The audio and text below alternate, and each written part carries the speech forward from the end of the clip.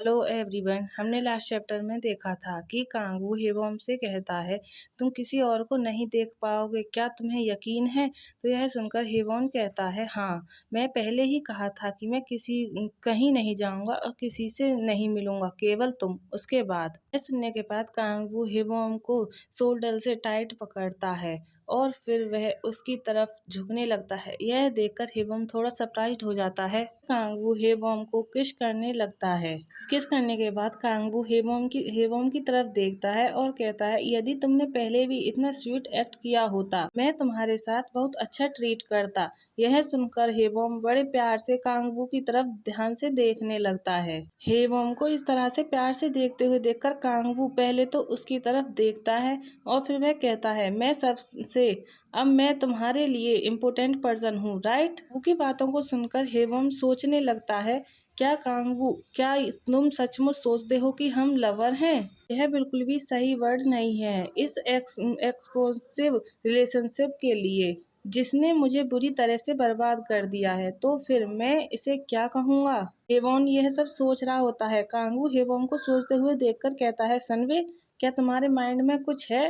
कांगू की आवाज को सुनकर हेबोम उसकी तरफ देखते हुए कहता है, हूँ। फिर वह धीरे से कहता है, तुम्हें पता है? यह सुनकर कांगू पहले तो हेबोम की तरफ देखता है और फिर वह कहता है, अब तुम्हें लोन शार्क के बारे में चिंता करने की जरूरत नहीं है। तुम्हें उन्हें वापस देने की जरूरत नहीं है। मैं उन्हें तुम्हारे लिए ठीक कर दूंगा। कांगू की बात को सुनकर हेबोम सोचता है, ओह, तो उसने मेरे डेट का ध्यान नहीं रखा। उसने मेरे लिए वह छोड़ दिया, भले ही मैंने उसे चुना। इसलिए यदि मैं कभी भी उसे छोड़ने का निर्णय लूंगा तो मुझे वापस नर्क में ले जाया जाएगा। हेबोम यह सब सोच ही रहा होता है कि तभी कांगू उसके फोरहेड पर अपनी फिंगर से टैप करते हुए कहता है, तो सब कुछ खुद करने की कोशिश करना बंद करो और मुझसे पूछो, ठीक है? फिर कांगू स्माइल करते हुए कहता है, तो फिर मैं तुम्हें हमेशा बताऊंगा, चाहे मैं इससे सहमत हूँ या नहीं। तुम क्या कहते हो? यह सुनकर हेबोम कांगू की तरफ देखता है और फिर कहता है, मैं ऐसा कर सकता हूँ कांगू। हेबोम के क्वेश्चन को सुनकर कांगू बड़े ध्यान से पहले तो हेबोम की तरफ देखता है और फिर वह आगे कहता है,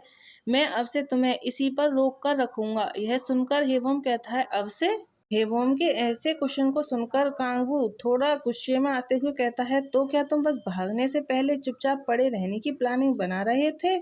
कांगू को इस तरह गुस्सा होते हुए देखकर हेबोम कहता है, नहीं नहीं, मेरा यह मतलब नहीं था, केवल मैं। फिर हेबोम डरते हुए ब्लैंकेट को टाइटली पकड़ते हुए कहता है, मैं बस यही सोच रहा था कि हम कितने लंबे टाइम की बात कर रहे हैं। यह सुनकर कांगू बड़े ध्यान से हेबोम की तरफ देखने लगता है और फिर कहता है, कुछ लोग अपना पूरा जीवन उस पर्सन को ऋण चुकाने में बिता देते हैं जिसने उन्हें बचाया था। कांगू हेबोम के फेस पर हाथ रखता है। यह देखकर हेबोम उसकी तरफ देखता है और कांगू कहता है, और मैंने एक्चुअली में तुम्हें 2 बार बचाया। यह सुनकर हेबोम सरप्राइज होते हुए कहता है, 2 बार? फिर तभी हेबोम को याद आ जाता है और वह सरप्राइज होते हुए कहता है, ओह, और वह याद करता है कि कांगू उस बार की बात कर रहा है जब वह पहली बार मिले थे। हेबोम क्या सोचता है, वह उस टाइम को गिन रहा है। मैंने जो कुछ देखा उसके बाद उसने मुझे जीने दिया। तभी कांगू स्माइल करते हुए कहता है, तो फिर तुम्हें क्या लगता है कि मुझे 2 बार पैक बैक करने के में कितना टाइम लगेगा? कांगू की बात को सुनकर हेबोम कहता है, रियली लंबा। उनके मुंह से यह बात सुनकर कांगू जोर जोर से हंसने लगता है और हंसते हुए कहता है, यह सही है, तुम इससे लंबे टाइम तक रहोगे। बोलने के बाद कांगू हेबोम के हाथ को टाइटली पकड़ता है तो हेबोम अपने हाथ की तरफ देखता है। फिर कांगू एक हाथ से हेबोम के गाल को टच करते हुए कहता है, तुम जानते हो, जितना अधिक मैं इस बारे में सोचता हूँ उतना ही मुझे नुकसान होता है। सुनकर हेबोम बड़े ध्यान से उसकी तरफ देखता है। फिर कांगू कहता है, ये तुम केवल प्रेटी होने में ही अच्छे हो। कांगू की बातों को सुनकर हेबोम सोचने लगता है, अब पीछे मुड़ने का कोई रास्ता नहीं है।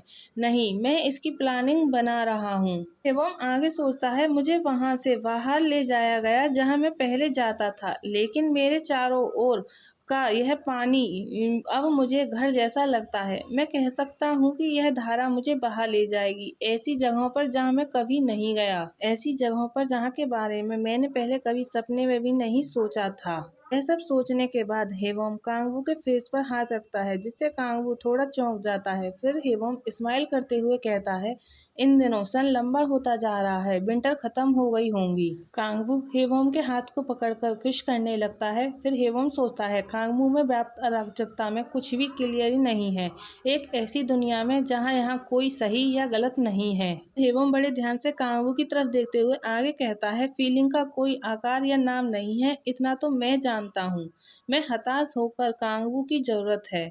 मेरे लिए यह इमेजिन करना इम्पॉसिबल है, अब दुनिया उसके बिना है। भी कांगवू हेवम को किस करने लगता है। गाइज, यही हमारा चैप्टर लास्ट होता है। आई होप आप सब लोगों को पसंद आया होगा। पसंद आया हो तो लाइक सब्सक्राइब कमेंट करें।